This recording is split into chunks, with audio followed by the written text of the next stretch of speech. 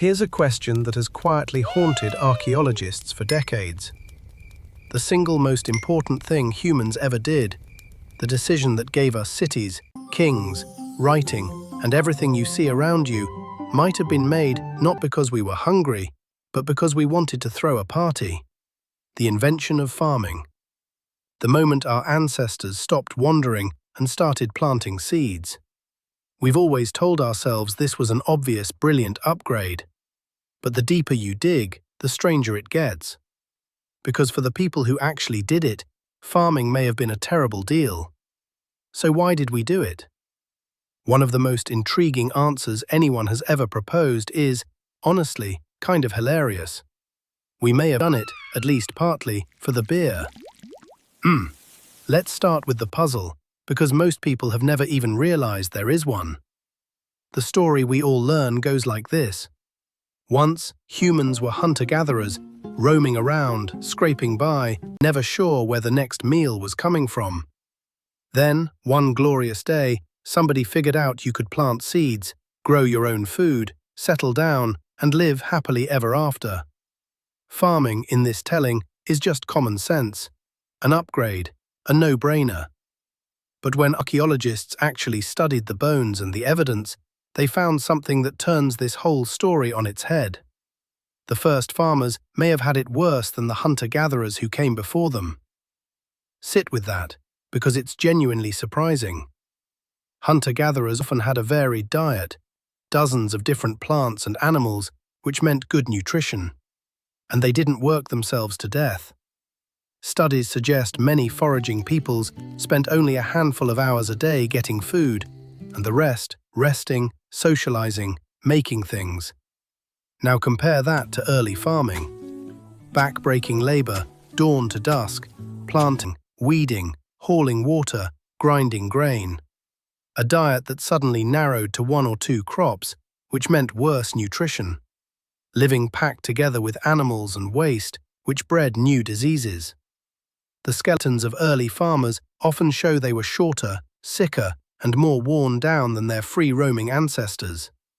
So here's the puzzle that should be keeping you up at night. If farming made life harder, sicker, and more exhausting, at least at first, why on earth did humans choose it? People don't usually volunteer for misery. Something must have made it worth it. Something powerful enough to outweigh all that suffering. And this is where one of the boldest ideas in archaeology walks in.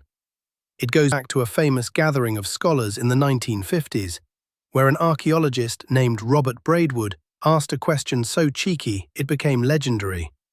He basically asked, did people first start growing grain not to make bread, but to make beer?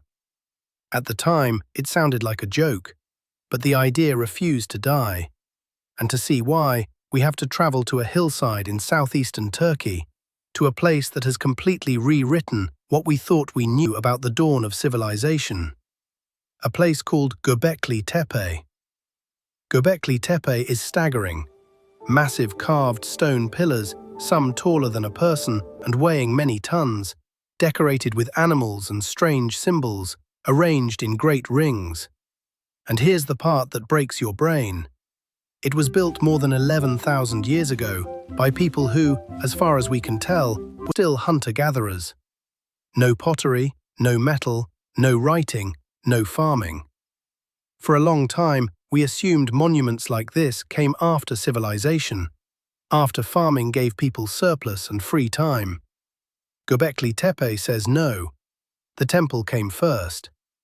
And that raises a gigantic question. What pulled all those people together in such numbers to haul and carve these massive stones before they even had farms? Because what archaeologists found buried in those rings is the detail that turned Braidwood's wild guess into a serious theory. And once you see it, you can't unsee it. At Göbekli Tepe, they found huge stone vessels, some able to hold well over 100 liters, and inside some of them, chemical traces consistent with fermentation. In other words, real evidence that people may have been brewing something like beer in large quantities right there at this gathering place. Put the pieces together and a wild picture emerges.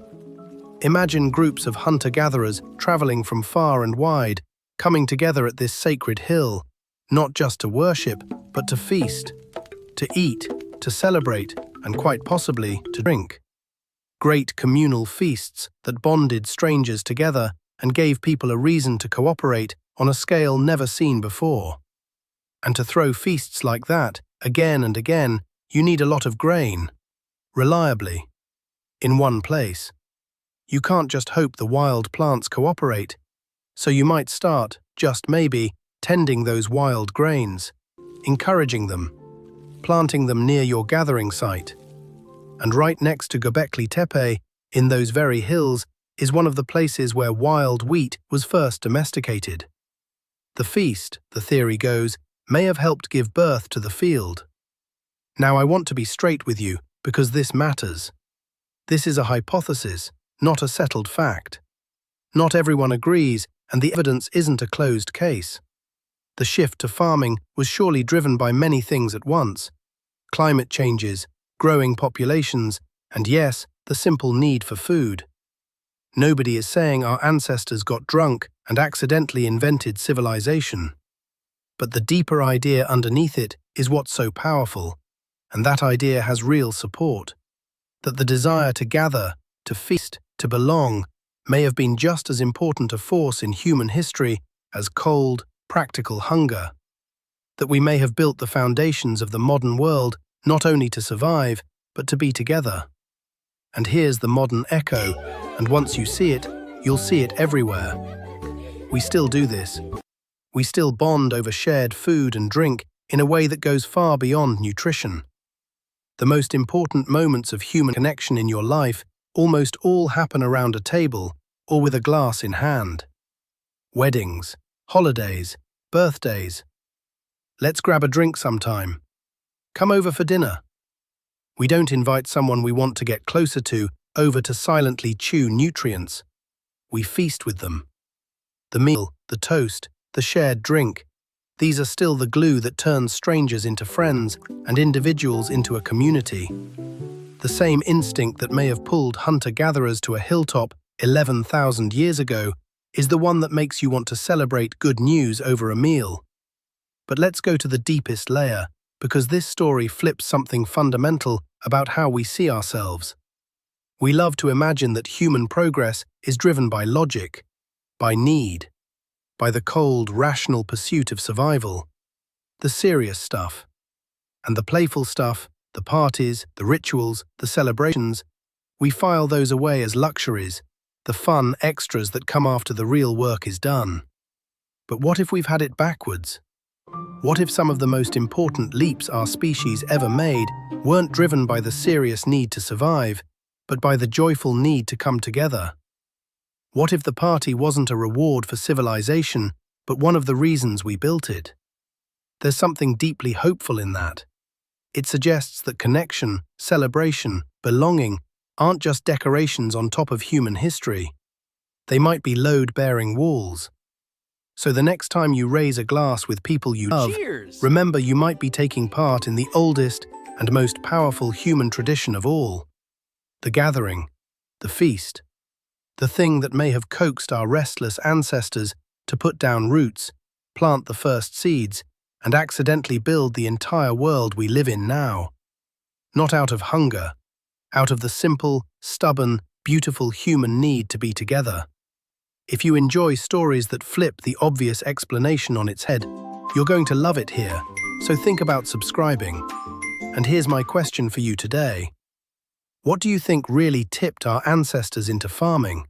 Was it the belly or the gathering? Tell me what you believe down in the comments.